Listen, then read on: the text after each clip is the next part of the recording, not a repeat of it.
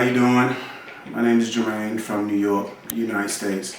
I came here to Dr. Caymaz's office here in Turkey, Istanbul, to get my hair transplant done. I did a lot of research before I came here, and for me, Dr. Caymaz was the right choice for me because I wanted a doctor to be involved with my particular hair transplant.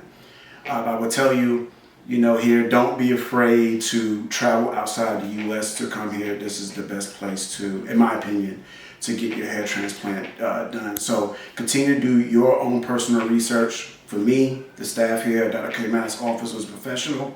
They took care of me while I was here. They made sure my hotel arrangements, the car ride, everything from the airport, they were there for me from start to finish.